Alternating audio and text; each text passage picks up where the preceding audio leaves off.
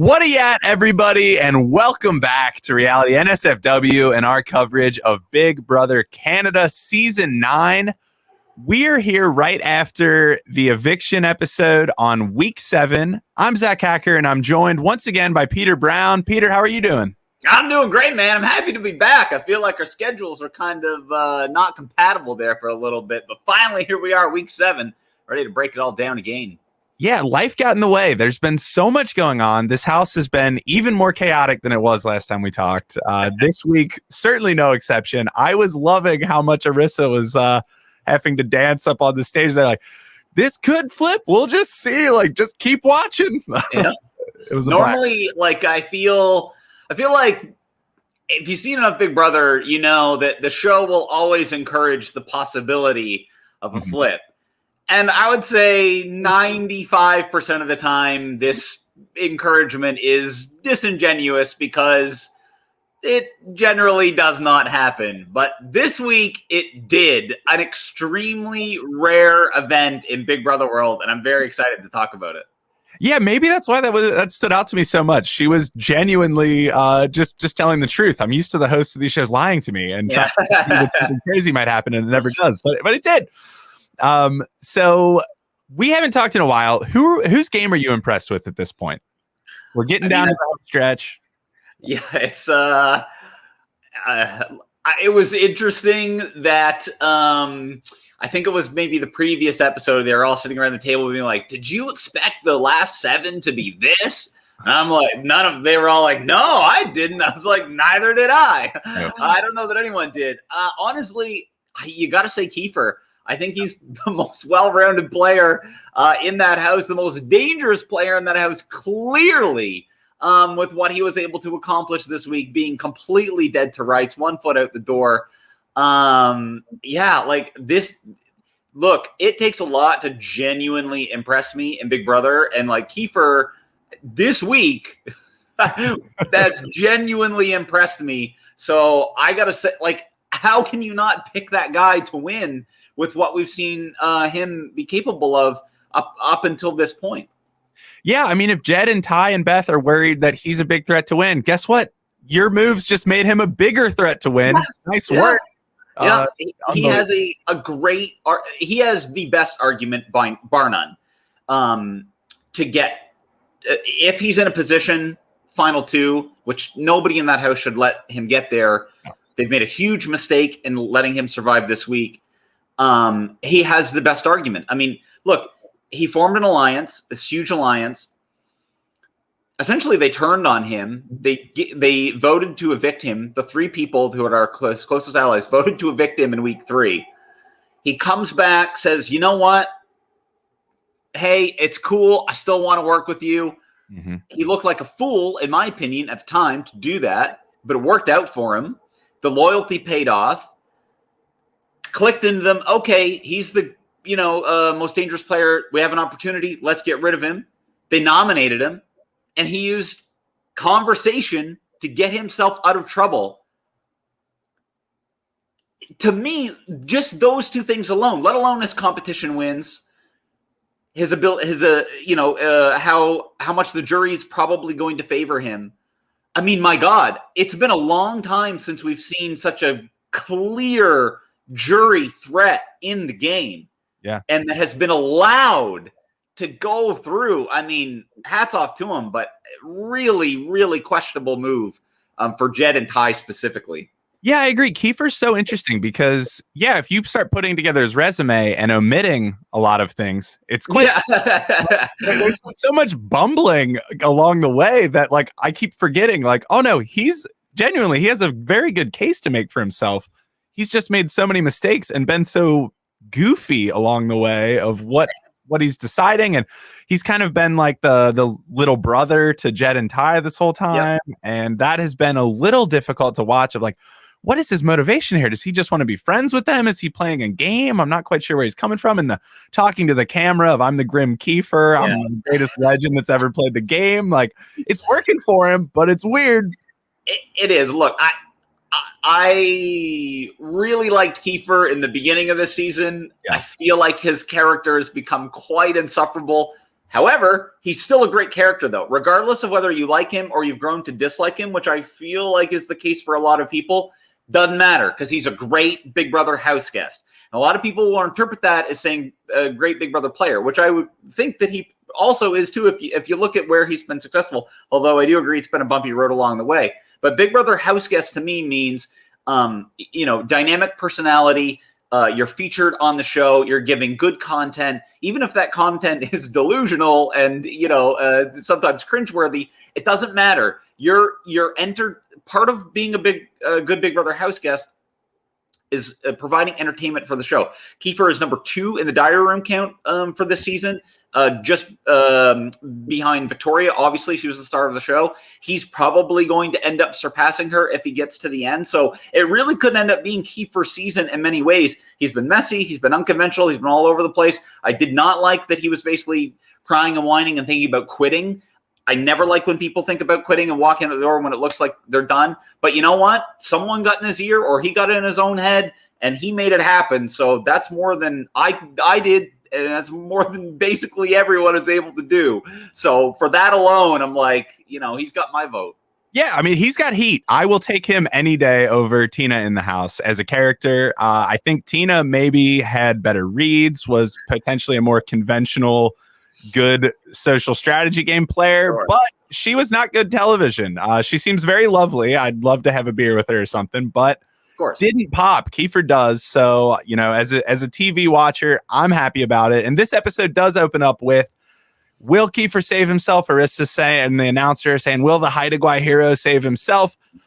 This should not even be a question, right? It is unfathomable that you would put someone up on a block and then go back on the move. Just take that back real quick. Hey, close ally. Yeah, we've turned on you. You're going home. A couple days later, never mind. Family.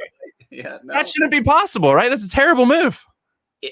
I mean, it defies all Big Brother logic. However, there is something that often happens where, you get down to this point in the game and a lot of people, especially if they've got a handful of competition wins under their belt, there's the air of you got to put the most deserving people through. Like the first people that really deserve to be here, bro. Like they got to get to the end. And this is just something that people usually say as justification for their actions. And when push comes to shove, generally that isn't the case. That they'll keep the person who can be beat. I think everybody would have beaten Tina in the end. I'm not disparaging Tina the person, but I am disparaging Tina the player and Tina the personality, who was a dud on the show. I'm sorry. So every conventional Big Brother logic would say you keep that person, and this is the person that you drag to the end. That's your Karen. That's your Victoria from Big Brother USA 16. And the list goes on. Sure. But the fact that Jed and Ty eventually stuck to their guns of hey, he kind of does deserve to be here. And we did have this arrangement where it was going to us to the end, and then we were just going to duke it out. Like so many people have, thought about doing in the show.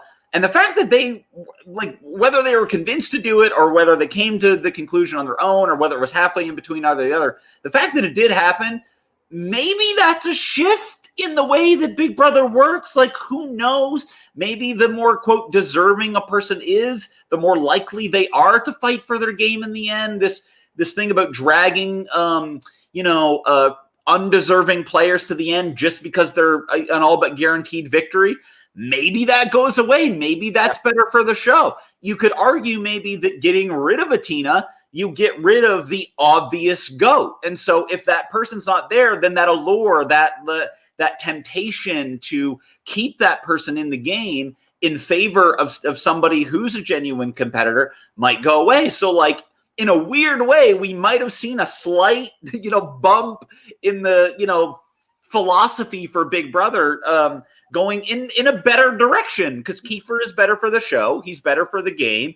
And it's more compelling as a viewer to watch the remainder of the Sunsetters in the final four, see who's going to win, who's going to pick the other off, what combination of the two will get to the end.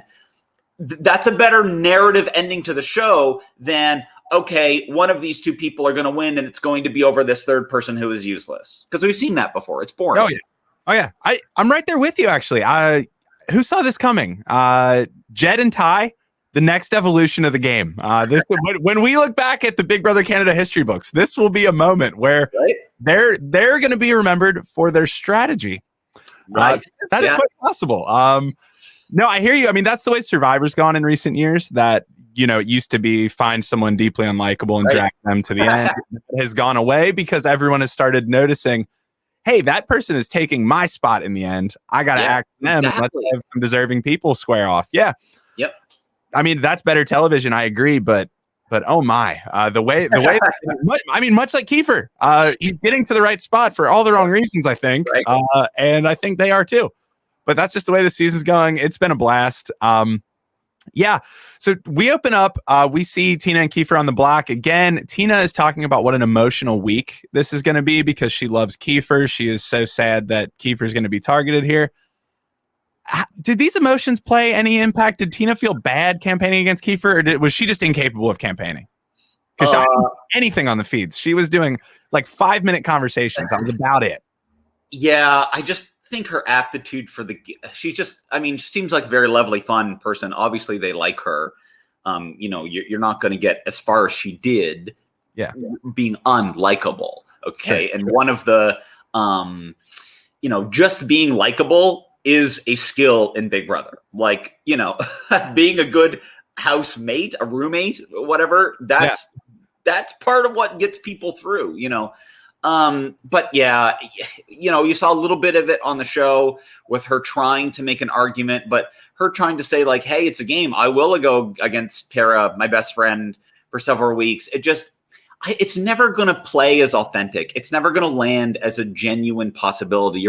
If you're receiving that information, you're always going to have this ping of like, well, she's just saying that to stick around. But she's never actually going to do it because of course, you're going to say anything, whatever possible to make sure that, you can keep yourself, and then you can completely flip on it if the situation presents itself. So it's just not believable for her. I think she kind of was on the sidelines for most of the game. And then when she finally had to go into action, it's just not in her wheelhouse, unfortunately.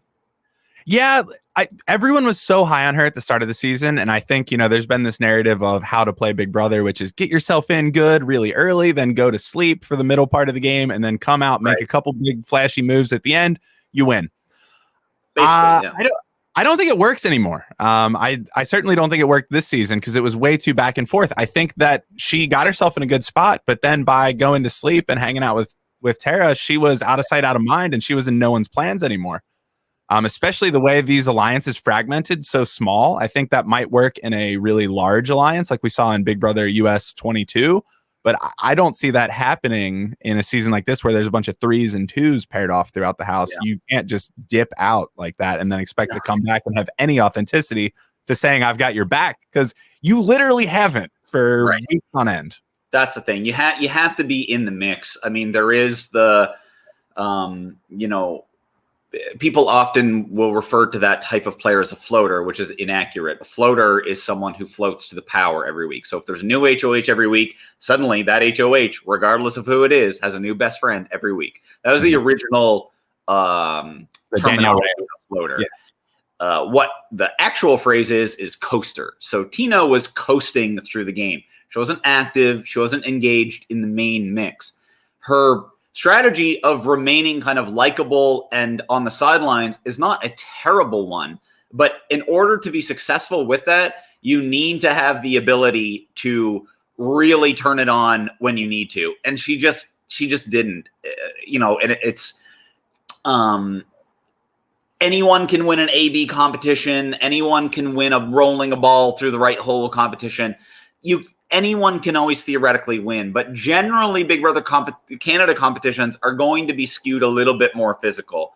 Mm-hmm. And Tina is not the most physical house guest.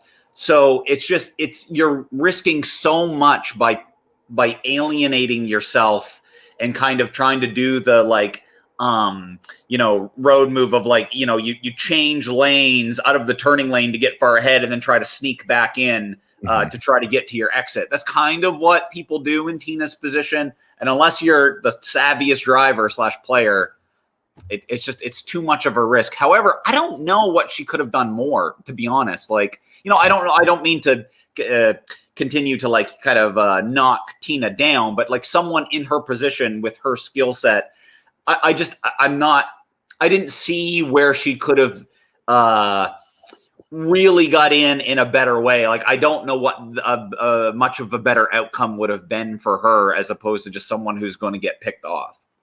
Yeah, I mean, the one thing I will say about her, I think her reads were incredible.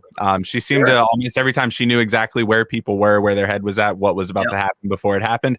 She just couldn't really do much with that intel. And when she did do something with it, it was to her own detriment, such as telling Kiefer to stop with the bomb bag in front of Jenny. Like, no, don't help him right now. That's not a good idea. But I mean, yeah, like, she maybe had a decent strategy with where she's coming from. Like you said, she already doesn't have the physical piece. She already is a lot older than everyone in the house, so is going to have difficulty, especially when you're having like a throuple be the dominant alliance. She can't get in on that. Yeah. So, she had the deck stacked against her a little bit. And yeah, I think this is kind of logical conclusions at this point. I think lessons for later house guests, if you don't have the physical piece, if you don't have the relating to them younger piece, you got to be more active. I think you have to really be in there constantly, mixing it up all the time. You can't disappear. Which is like, look, a lot of people think that there's, I'm sure somebody watching that right now just had the thought ping through their head of like, well, how hard is that? It's very hard. Oh, it is exhausting. Like, think of you going to like a birthday party or something, or, a work function, and having to put on that smiling facade for 2 or 3 hours or whatever it is. That you got to be Captain Charming so that your boss sees you and maybe wants to give you a raise or whatever the hell it is. Now do that for 20 of 24 hours every single day with the exact same people in a box that you cannot escape. It is mentally and physically draining to keep that up. It's like, so many people dismiss Big Brother as like, oh, they just lay around for 3 months. How hard's that, bro? It's like, no, it is not just laying around for 3 months. And if you think it is, apply and find out. But to be that mentally engaged, like it is so hard to do. And especially, like you said, Tina's coming in. She is older. There is going to be somewhat of a generational or personality gap there. So for her to ingratiate herself into the big, cool person, hot group mix of dominant comp people and most vibrant personalities, she's got to be on all the time. And that's very, very hard to do.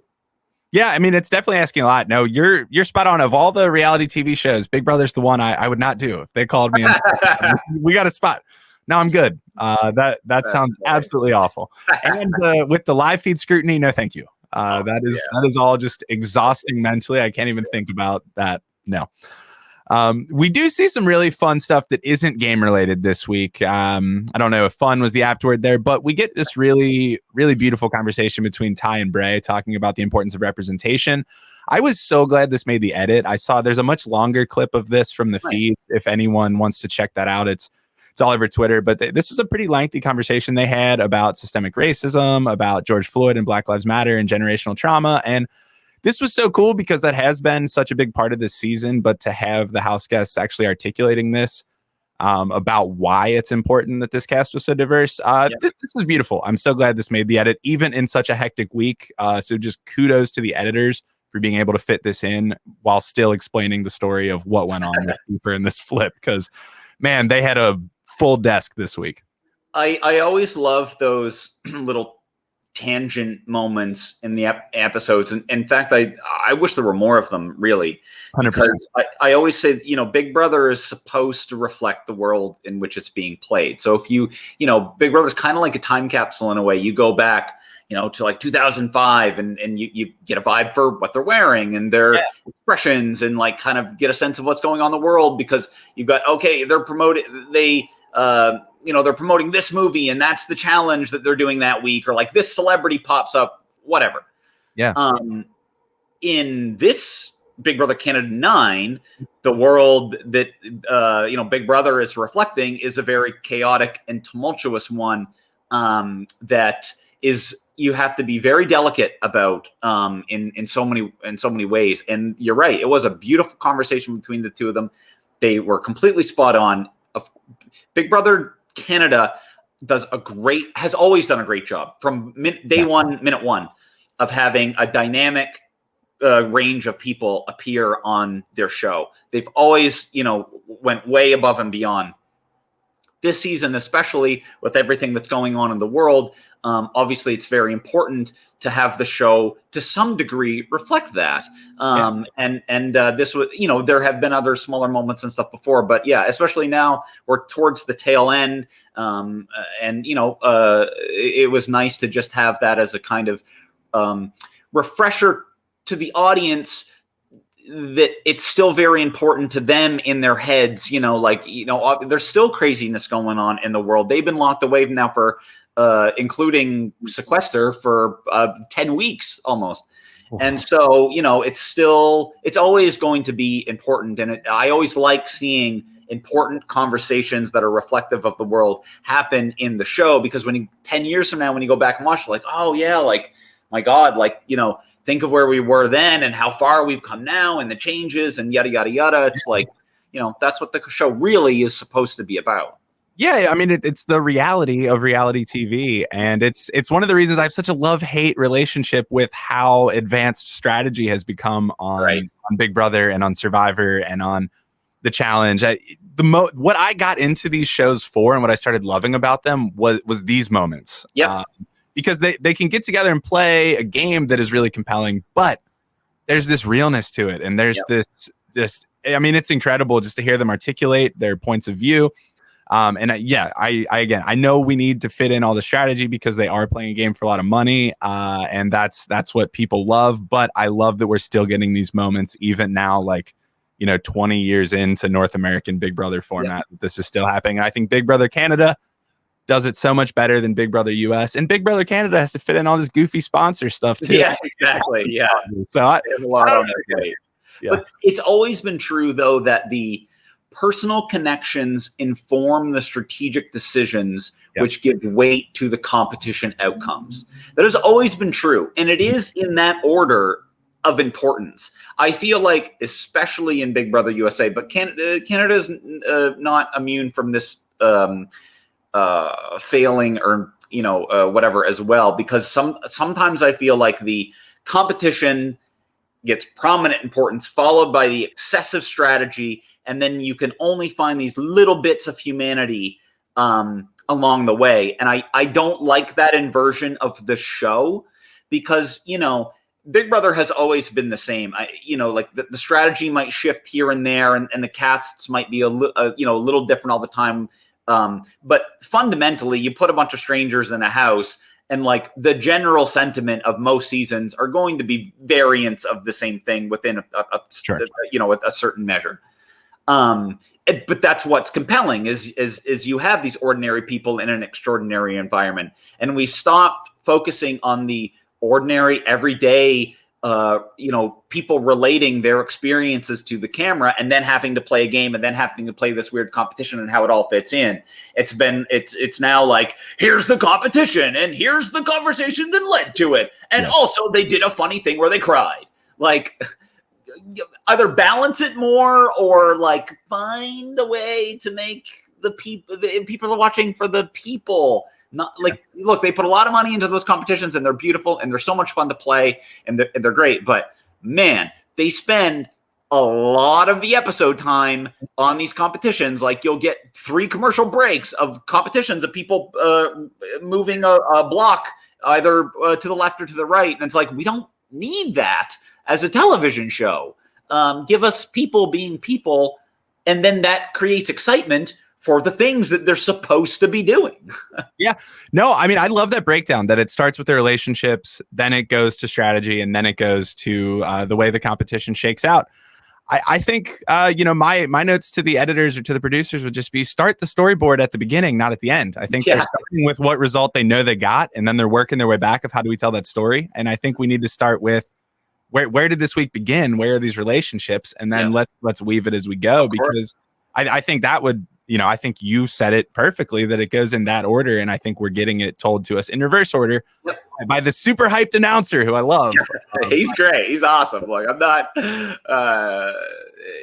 like I love the, how extra, to use the parlance of the youth, that the Big Brother Canada and their video packages and voiceovers are. It's awesome. Like, look, they do the best video packages of any Big Brother that I've seen, but it's the people. We watch because the people are always going to be interesting. Yeah, 100%. Speaking of the people, Kiefer and Braden have a good relationship that we have not gotten to see a whole lot of. But Kiefer is selling out the Sunsetters, the name, the symbol, the members. He's letting Braden have it all. And this is the most happy I think I've seen Braden in 45 days or whatever we're in here. He's loving it. He loves the tea getting spilled before bedtime. Is this going to come back to bite Kiefer at all? This seems like, Bray would love to throw this out at some point. It is oh boy. Yeah. It could look, I am sort of disappointed in Braden, both as a character and a player. I feel like his connection with Austin could have been great. Obviously that didn't work out. I feel like, I don't know, I'm a little underwhelmed with what we've seen for him so far. But if Braden somehow, and look, it's not out of the realm of possibility, you string together 3 good weeks at the end of Big Brother, suddenly you have a winning argument. So if you're in there, it can happen. So this moment of Kiefer thinking that, okay, I'm done, I'm out, it reminded me, there's a really great clip from Big Brother Canada season 1 where I think it's Tom and Liza in bed, and Tom is attempting to communicate to Liza like who's in Quattro basically, and he like blinks to her like in Morse code who the alliance is, and it's very funny. And then Tom goes, and then Liza goes right after. But had Liza not gone in that double eviction, suddenly she has a wealth of information that she can use. To her advantage. Like Liza, if she makes it through that double eviction, the trajectory of that season changes considerably, in my opinion. But anyway, fast forward to what the current version of this exchange, and Braden now has leverage and information and a tactical advantage over Kiefer. So if Braden's not going to be in trouble this week. But if he wants to try to push things even further in the Braden Tara connection, in which they will have to form in order to move forward, even if they keep Kiefer as a third, even if they go like those 3 against the trio, then it puts Braden above Kiefer theoretically in the pecking order, because he's got more relevant information and can use that against him, especially to form a close bond with Tara. So this, look, Braden doesn't have much of a storyline so far. But again, like you think finale night, if he's there, this could be his moment to at least start on some semblance of a win trajectory. If a few bounces go his way, and it doesn't take much with 2 odd weeks left in the game. No, I'm hoping this is Chekhov's gun. That this is this seed has been planted, and Braden is going to use this to take someone out at some point, or at least to get himself in a position. Because right now, I've seen a whole lot of Braden laying on the couch, feeling sorry for himself, and being aggravated, and not playing a whole lot. But hopefully, Chekhov's gun is smoking. And speaking of things that are smoking, the pepper challenge. What was the point of this? So I was watching this on Video Brother, like everyone in the USA, and I think Global TV was on to us. It got cut more than I've ever seen the stream cut in my life. So I missed most of this, but I guess they're eating some spicy foods. Sure, that's fun. Yeah, look, Big Brother makes you do weird stuff sometimes. This kind of felt like, I don't quite understand why the rewards are always it's a party or like you get a barbecue or it's a pizza or like whatever. So like those things are good, of course. Like, but think of some more like thematically relevant like reward or like theming thing or like I don't know, because like just eating the peppers, which is funny, I guess. Like, you know, it feels like a very Big Brother UK thing. Like, here's something weird, eat it. If everybody eats something, you get a prize. But like the reward being we get to eat other food seems like just such a womp womp womp. Like in the house, you're like, all right, like we get to like pretend to do something that's slightly different than what we normally do. Yeah. Give them a fiesta or something, like something on theme. Yeah. Something. I don't know.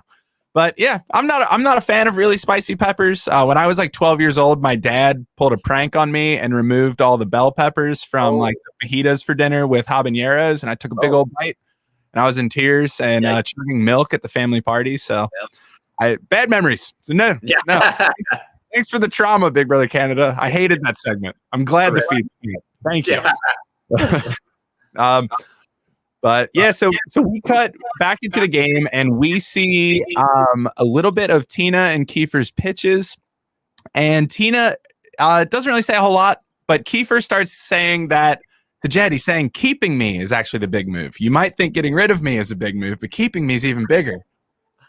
The fact that this works, this doesn't make any sense, man. It doesn't make any sense at all. Jed sort of reminds me of Emmett at times. And his kind of like cold, calculating, like, you know, he's friendly, but also has this just, you know, gamesmanship, malicious side. And I say that in the most complimentary terms possible. You know, Emmett's a close friend still to this day. And I think one of the best Big Brother Canada players that we have. So Jed sort of sometimes reminds me of Emmett in the way that he interacts with people one-on-one. But I just cannot, maybe I'm partial to Emmett because he's my friend, but like I cannot see Emmett falling for the, hey, actually it's the big move to keep the biggest threat in the game and not dump them. I'm very curious to talk to Jed after he gets out and be like, what pushed you in that direction? Because maybe they just really do love Kiefer. Maybe it is that brotherly bond and they just want to keep him around because he's a friend. You know, they'd rather hang out with Kiefer than Tina. Okay, that's maybe possible, but just from a game bot logic, put yourself first, he has potentially shot himself in the foot. And this is a guy who, you know, if Kiefer knows the Jed win trajectory, look like, you know, you're probably going to place your bet on that if you're going to Vegas. And now it's much, much more muddled. Yeah, no, I mean, that's funny thinking of the Emmett comparison. Like, if Emmett is like a wolf in sheep's clothing, Jed is like sheep in wolf's clothing. Maybe he's like suit on and he secretly can't do anything, but he looks a bit threatening. I'm with you. I don't know. But yeah, this is awful. I think if Kiefer goes here, Jed is far and away the favorite to win. I don't see who's going to take the move against him other than Tara, but like they shouldn't be losing comps to Tara. So, I mean, we'll see later, but she finally got her win here, which I think a lot of people are rooting for, but we'll see what she does with it. And this week looks to be weird again. And when it comes to eating better and consuming less sugar, let's be honest, most healthy snacks don't taste very good. They don't fill you up, and they certainly don't satisfy your cravings. This episode is sponsored by Monk Pack, who makes snacks that taste like our favorite sugary treats, but with less than 1 gram of sugar. Monk Pack Keto Nut and Seed Bars contain less than 1 gram of sugar, 2 to 3 grams of net carbs, and they're only 150 calories. They're great for anyone following a keto lifestyle and the perfect snack for anyone who is trying to eat better or cut back on sugar and carbs without sacrificing taste. Yeah, that's so true. I'm personally not a keto eater, but I love these nut and seed bars. I try to have one of these always on me for a snack because I'm usually trying to train for a new running distance I'm trying to hit. I think 2021 is going to be the year for my first full marathon, And I think Monk Pack Keto Nut and Seed Bars are going to help me get there because they're giving me the energy I need and the nutrition I need to make those health goals possible. Wow. Monk Pack Keto Nut and Seed Bars have the perfect balance of sweet and salty, a crunch from whole nuts and seeds, but still manage to be soft and chewy. How do they do it?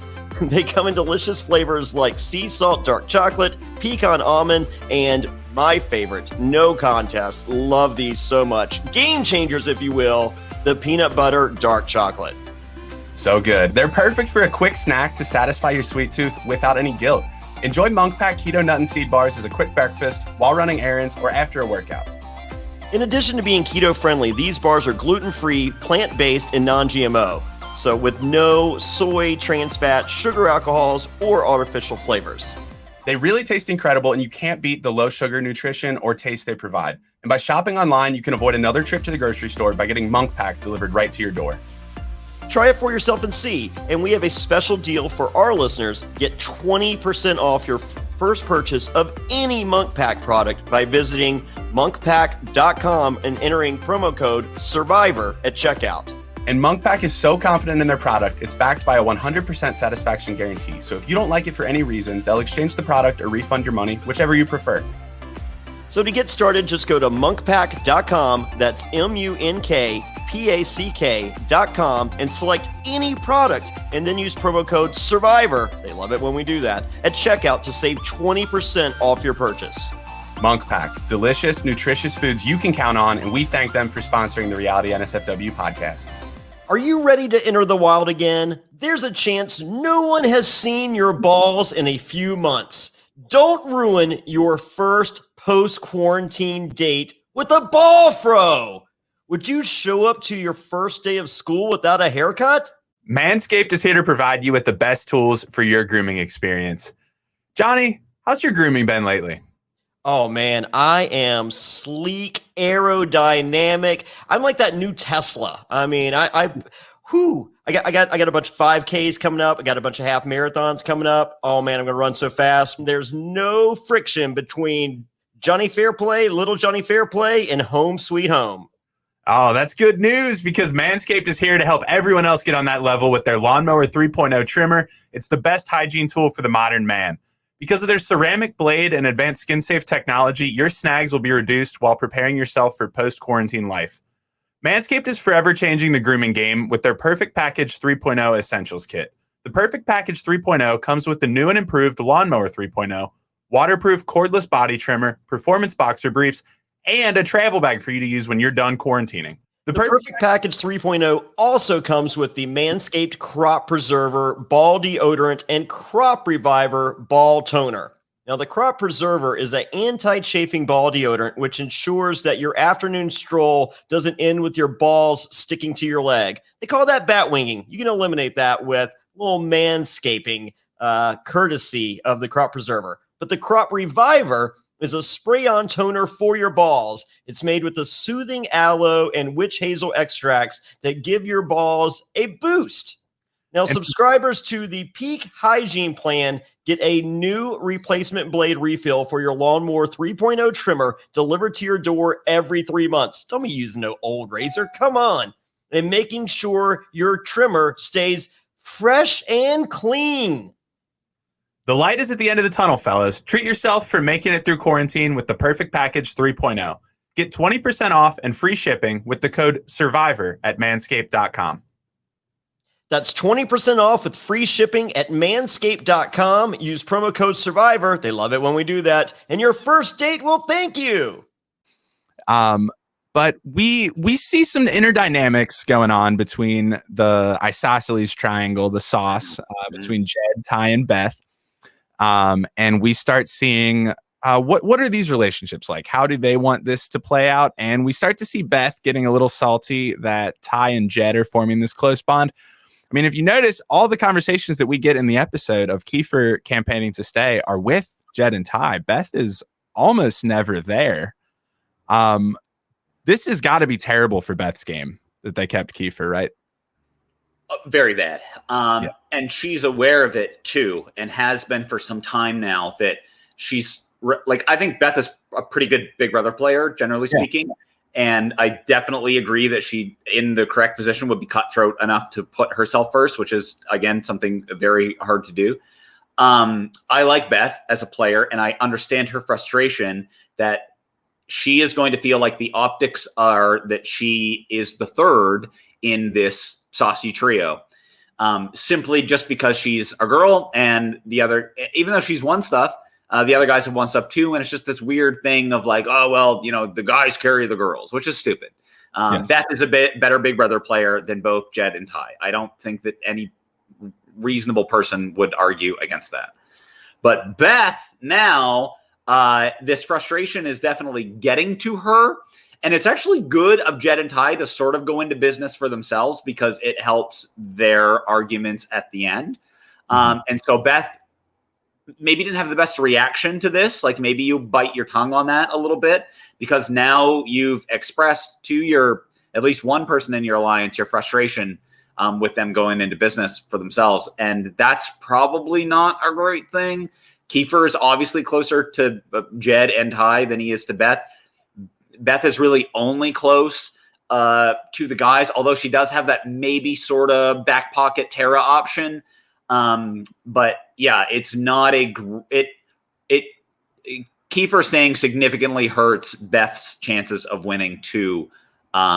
Because I gather that they're probably not going to like her for whatever reason. Like, I don't think the jury is going to be pro Beth. The internet is certainly not pro Beth. I think she realizes that she's going to have a tricky time.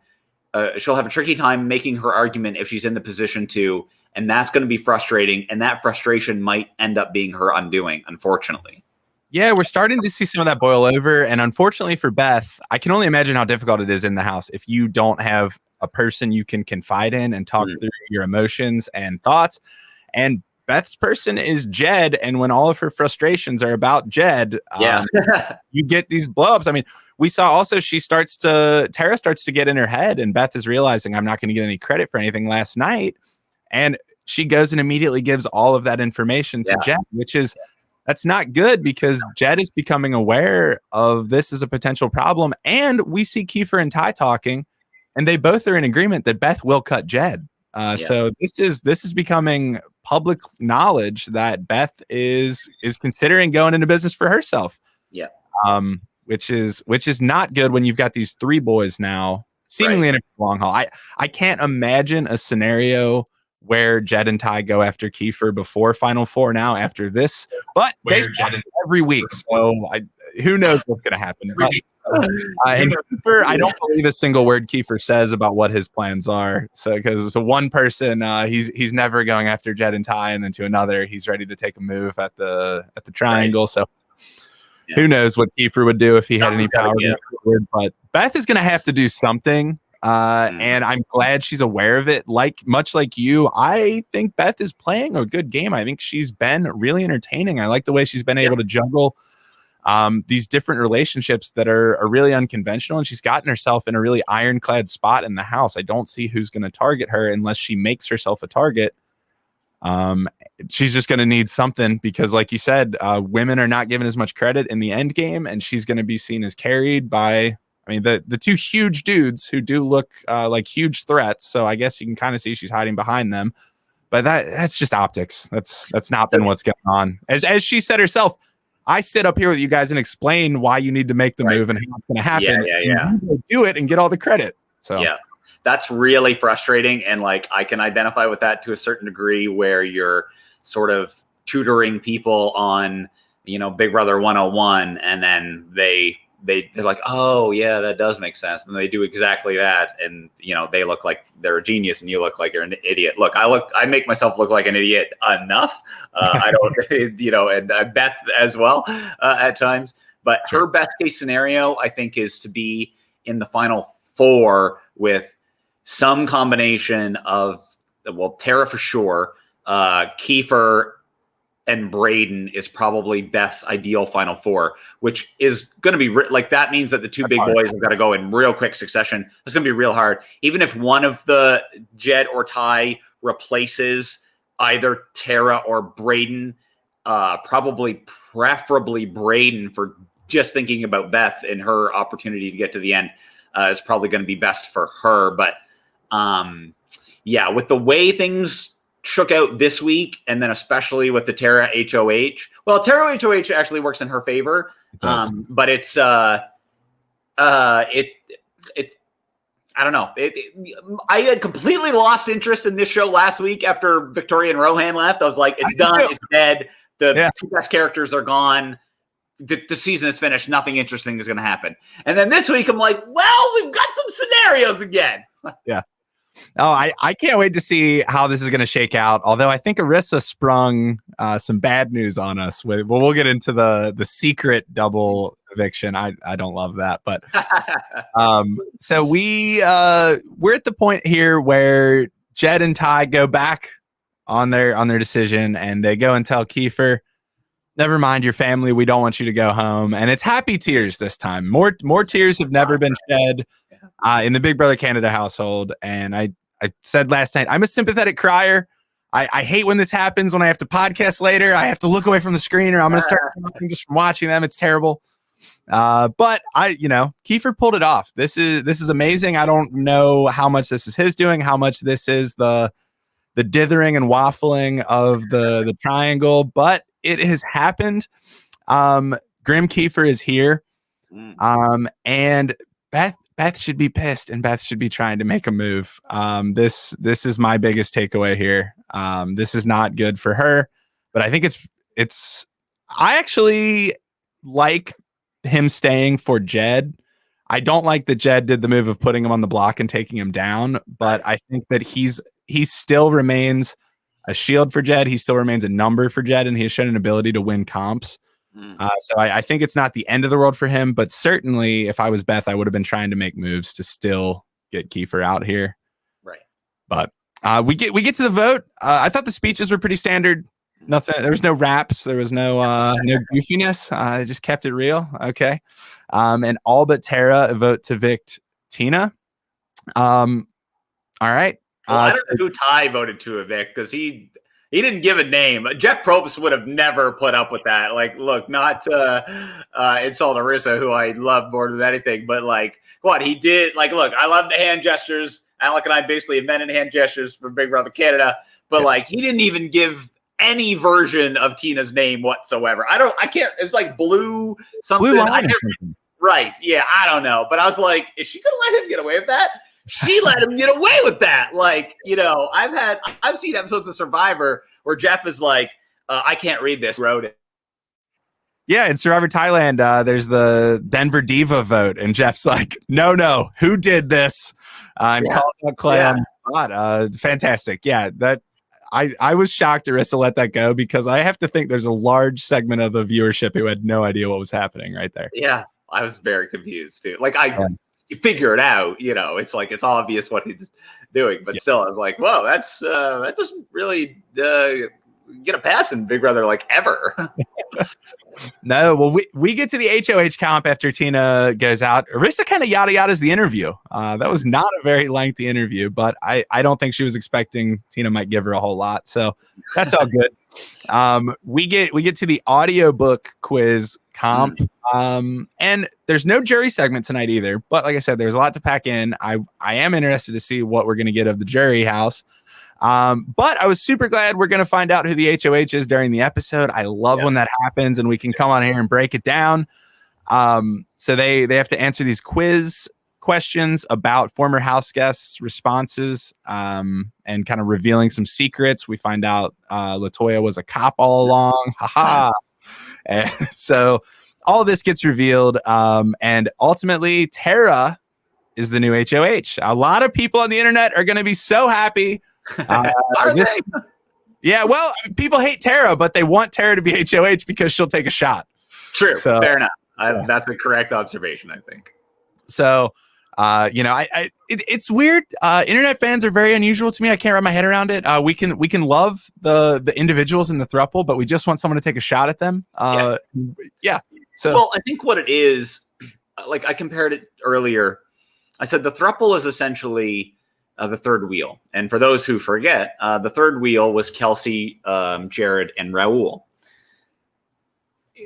the sauce are essentially that same basic alliance.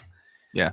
And in terms of their function in the game, except for they have been largely dominant without any kind of resistance. And in any show, in any story, whether it's a movie or, nobody likes a blowout in the Super Bowl. They like the comeback or the close one. And it comes down to the last play, the last minute, and blah, blah, blah. So like in season 4, you had Tim and Cassandra, which were counterbalance, and you had the Pax Bros, which were counterbalance. And so you had this like mixture of like, well, they're all kind of at odds with each other at all time, and there's no one real dominant force. And so the sauce in this season, yeah, they've been tremendously successful. I said on Twitter, I was like, the Sunsetters have been the most dysfunctionally successful alliance in maybe Big Brother Canada history, because they seem to like keep winning in spite of themselves every week. And nobody likes to see that. It's the reason why, the Pretty Boys, which are like, I'm sorry, Kiefer, but the Pretty Boys are the most dominant, successful alliance in Big Brother Canada history. They are the best alliance in Big Brother Canada history. Adam and Dane are two of the best, are the two best comp players in Big Brother Canada history. I think Kevin Martin and Dimitris are probably the other two in terms of just like, number of competitions won. Season 7, look, I love all those guys, but season 7 is not my favorite season because it's one group steamrolling a bunch of people who are pretty bad at Big Brother. This season, it's not a conventional steamroll in that like they're all just like cackling at how great they are, and it's like it's just an unwritten rule that every week they're just going to be successful and that's it. They're a little bit more dysfunctional, which makes it a little bit more compelling. But it's still one alliance essentially taking a no damage run throughout the game. And that's boring. That's boring television, and it's a boring game. It's really hard to do. So hats off to them. Congratulations for making it this far. I feel like they've gone as far as they can without the not being nominated thing, unless Tara makes a horrendous decision in the next few days.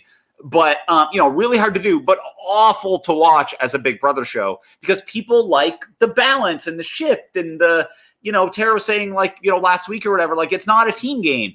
And sometimes it is and sometimes it isn't. And it sort of depends on, what you're doing. But Big Brother, I think, works best when it's a bunch of like pockets of 2s and 3s everywhere and it shifts all the time. If you've got the pockets, but it's still one alliance winning all the time, is like, ugh. Like good, but also like, come on, give me something else. Yeah, no, I mean, we want some degree of resistance. Like it's not a satisfying winner if they had to overcome no adversity. No. Yeah, exactly. And it did. I was so compelled at the start of the season, the way this house broke down. We've got a 3, we've got another potential 3, we've got a duo, we've got a couple singles. Let's see how this shakes out. Yeah. But what happened was the duo got. The Cairo got broken up, and then you've got all these floating singles who became like satellite forces for the trio, and even though they're not really part of the group, they think they are, and they're all just doing the trio's bidding. Yeah. But even more frustrating to that is I think that the trio have no idea that was done like intentionally. They never, I think of like the Hayden and Lane and Matt Hoffman and whoever that the brigade, they all like intentionally created these parachute alliances and were like, this is our strategy that is articulated on the show. You can hear them explain it.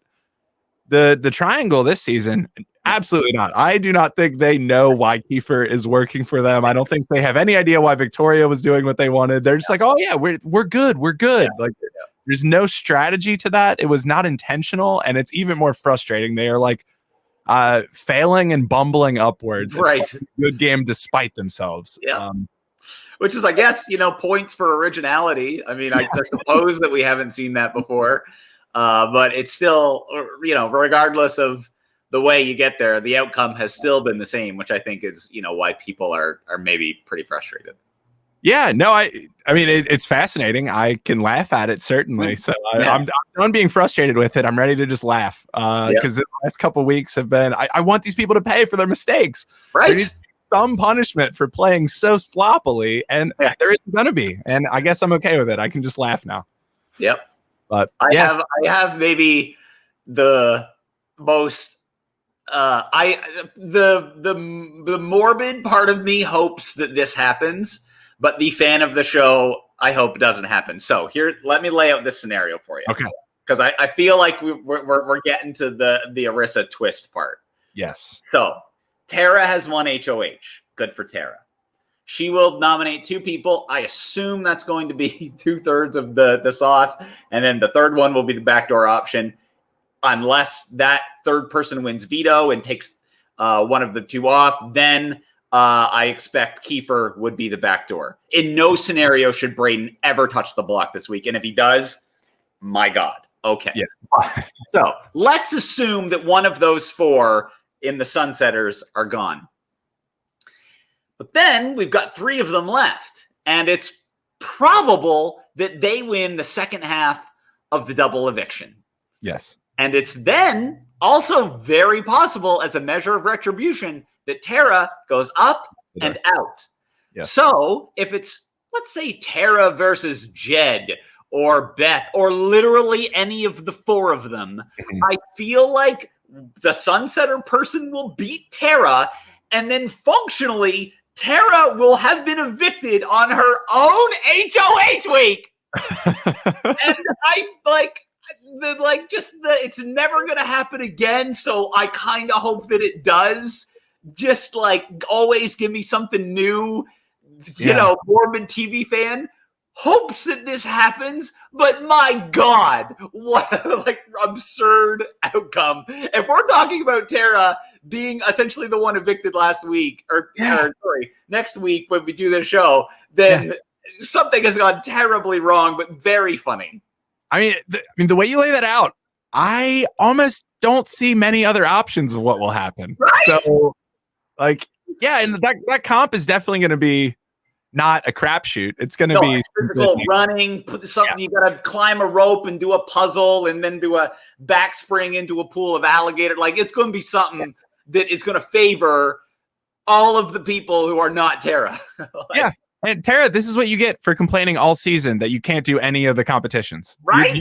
You're going to get the doozy of all competitions when your life is on the line. This is what you get for complaining. It's not going to be a B. How much do you remember from the video we showed you? It's going to be something complicated and fast because they got to work within TV time. So it's going to be it's not endurance. Well, maybe, I don't know. They in season 3 they did all the pre-jurors. They hung them on a rope, and it's whoever stays because go. Maybe they do something like that in the morning, or I don't know. It's possible. But the fact that it's not out of the realm of possibility, and it's almost like the anticipated outcome that Tara, it'd be on Wikipedia, you'll see week 8 HOH, Tara, week 8 evicted house guest, Tara. Yeah. But hey, I'm here for the entertainment. Oh yeah, I can't wait to see the wiki updated with that stat line. That's fantastic. Right? I think that is the expected outcome. Fake double eviction. Tara will go home on her own HOH week. Oh, that's brutal. And again, they're I guess they have to win some comps to get there. But again, for doing basically nothing because they're the only people left, one of them will win the comp because obviously the odds are they've got a 80% odds of winning the competition with 4 of them against Braden. So yeah. And I mean, look, Braden's been close. They even kind of, again, they hinted on it at the show, hey, he's been second or third all the time. And it's you don't really think of that when you watch the episodes, but in the house, that's really important. Suzette in season 1, Suzette was always in the top, 2 and 4. If she didn't win, she was always right there in the mix. And it's damn, Suzette doesn't look like the most athletic person, but she ran through the maze real quick, or she always would surprise you. So those people who are just percolating, they're always right there on the cusp of winning. If you're around long enough, you're gonna come due. So maybe Braden can pull it out, and they send 2 Sunsetters out, and then only one comes back.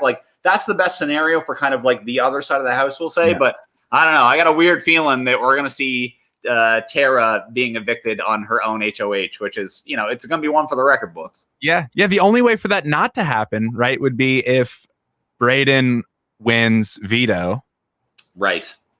And then Braden wins HOH. Yes. So we got to really relying on Braden to come out of nowhere for back-to-back comp wins in just a few days. So, so we've got two people that haven't won pretty much anything all season are going to have to pull out back-to-back comp wins, or else we're getting Tara going home on her own HOH week. So this will be fascinating. I can't wait to see what this week holds. Unexpectedly this season, just when you think you can put it down, it packed some punches. I've had a blast so far. So, Peter, thank you very much. I look forward to talking to you next week, and we can talk about what goes down with this fake double eviction. But thank you, everybody, for listening. Thanks for following along as we're covering Big Brother Canada 9. Make sure you subscribe, give us a like, and you can find the audio podcasts at realitynsfw.com, the video podcasts at youtube.com/realitynsfw. We thank you so much. Good night. By the time you feel thirsty, it's too late. You're already dehydrated. You can't focus and you feel tired. Drinking enough water is critical for a healthy lifestyle that you're trying to maintain. It increases your brain power, boosts your productivity.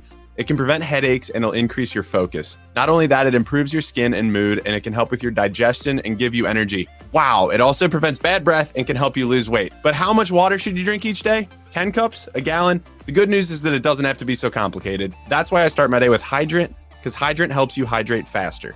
Hydrant has created a refreshing electrolyte powder that you mix directly into water to more efficiently and effectively hydrate your body. It hydrates you quickly and keeps you going for longer.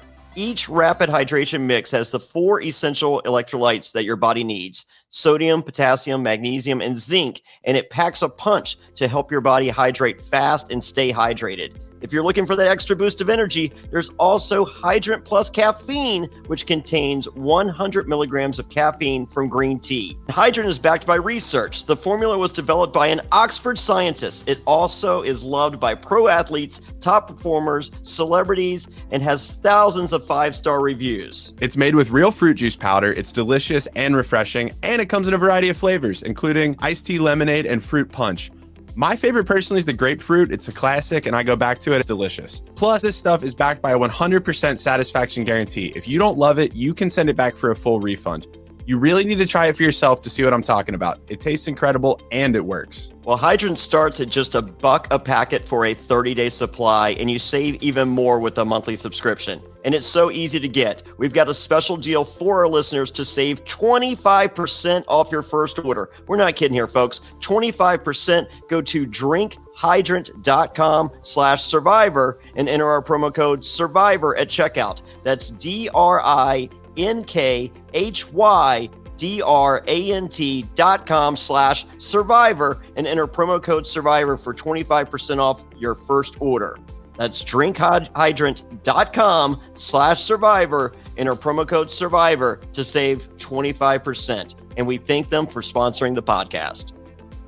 Growing up, cereal was one of the best parts of being a kid, but I had to give it up because I realized it was full of sugar and junk that you really shouldn't eat. I've been trying to cut down on carbs, sugar, unhealthy food, and realized I basically can't eat anything anymore. I've been drinking protein shakes and powders for years to help with my workouts, but I finally found a delicious way to get my protein before and after my workouts. And with the New Year's, we're all trying to eat better, but healthy breakfast doesn't have to be boring. Magic Spoon has some amazing flavors you'll love. I know I do, but without all that bad stuff. Hey, we're talking 0 grams of sugar, 13 to 14 grams of protein, and only 4 net grams of carbs in each serving. That's only 140 calories a serving. It's keto-friendly, gluten-free, grain-free, soy-free, low-carb, and GMO-free. And we've got some exciting news. Magic Spoon will be releasing 2 amazing new flavors this month for a limited time only. We're talking about cookies and cream and maple waffle. Do I now have 2 favorite flavors of Magic Spoon that I haven't even tried yet? Because I'm looking at my dream board right in front of me, and what's there? Cookies and cream and maple waffle. This is a dream come true. And if that isn't the most comforting, indulgent combination, then I don't know what is. This is the ultimate treat yourself combo. So make sure you get some while you can for a limited time. Or build your own box. Available flavors to build your very own custom bundle are cocoa, one of my faves, fruity, frosted, peanut butter, and cinnamon, my absolute fave. Now, if you're listening in Canada, Magic Spoon now ships there as well. That sounds about perfect for the maple waffle. If you want to get in on this, go to magicspoon.com/survivor to grab the new limited edition cookies and cream, maple waffle, or a custom bundle of cereal to try it today. And be sure to use our promo code SURVIVOR at checkout to save $5 off your order. This offer is now good anywhere in the US or Canada, but only when you use our code at checkout. And Magic Spoon is so confident in their product, it's backed with a 100% happiness guarantee. So if you don't like it for any reason, they'll refund your money, no questions asked. Remember, get your next delicious bowl of guilt-free cereal at magicspoon.com/survivor and use the code SURVIVOR to save $5. Thank you, Magic Spoon, for sponsoring this episode. Lucy Nicotine is a company founded by Caltech scientists and former smokers looking for a better and cleaner nicotine alternative. Finally, tobacco alternatives that don't suck. Researched and developed for 3 years to be made by people, not patients, Lucy's created a nicotine gum with 4 milligrams of nicotine that comes in 3 flavors: wintergreen, cinnamon, and pomegranate. Lucy also has a lozenge with 4 milligrams of nicotine in cherry ice flavor. Each and every flavor actually does taste great, and it's convenient and discreet. Products can be enjoyed anywhere, on flights, at work, on the go, even in the gym. I'm so excited that Lucy is sponsoring us because one of my best friends in the world, he's trying to quit smoking. His girlfriend's been getting on him for years. He's a big menthol smoker, and the wintergreen flavor is a really nice substitute for him that he absolutely loves. So this is the thing that you need to check out if you've been trying to kick your tobacco habits. I have a family member that's tried the pomegranate, and they say it's one of the greatest tasting gums they've ever had. We're not talking nicotine gum. We're talking any gum. So if you've been discouraged by other nicotine gums, try the pomegranate. And also for the lozenge, the cherry ice is allegedly the best. And you know what? I believe them. But as far as enjoying anywhere, I heard at the gym, you get a little extra bump from the lozenge and from the gum. Boom. It's 2020. Get rid of your cigarettes, unplug your vape, throw out your dip, and get some Lucy nicotine gum or lozenges. This is the real deal, and a subscription to Lucy comes directly to your door each month. It's so simple, you don't even have to leave your house because Lucy has delivery down. Reality NSFW listeners, go to lucy.co and use promo code SURVIVOR to get 20% off all products, including gum and lozenges. That's Lucy, LUCY.co. That's right, CO, and use promo code SURVIVOR at checkout. Also, I have to give this disclaimer. Warning, this product contains nicotine derived from tobacco, and nicotine is an addictive chemical. So that's lucy.co, and be sure to use that promo code SURVIVOR, and we thank them for sponsoring the Reality NSFW podcast. This episode of Reality NSFW is sponsored by Blue Chew. Say it with us, Blue Chew. Blue Chew is making waves and bringing more confidence to the bedroom by offering chewable tablets that can help men get stronger and longer lasting erections. That's right, we're giving away super hard dicks. Blue Chew is a unique online service that delivers the same active ingredients as Viagra and Cialis, but in chewable form and at a fraction of the cost. Blue Chew's tablets help men achieve harder, stronger erections to combat all forms of ED. Blue Chew is an online prescription service, so no visits to the doctor offices, no awkward conversations, and no waiting in line at the pharmacy. And it ships right to your door in a discreet package. The process is simple. Sign up at bluechew.com, consult with one of their licensed medical providers, and once you're approved, you'll receive your prescription within days. And the best part, it's all done online. Blue Chew's licensed medical providers work with you to find the right ingredient and strength for your prescription. Don't like swallowing pills? No problem here. Blue Chew's sildenafil and tadalafil tablets are chewable. Blue Chew's tablets are made in the USA, and they prepare and ship direct, so it's cheaper than a pharmacy. Hey, if you're looking to give that immunity idol to someone, or you don't want to be voted out of a crater, Don't worry, Blue Chew's got you covered. So if you could benefit from extra confidence when it's time to perform, visit bluechew.com for more details and important safety information. And we've got a special deal for our listeners. Try Blue Chew free when you use promo code SURVIVOR at checkout. Just pay $5 shipping. That's Blue Chew, BLUECHEW.com, promo code SURVIVOR to receive your first month free. And we thank Blue Chew for sponsoring the podcast.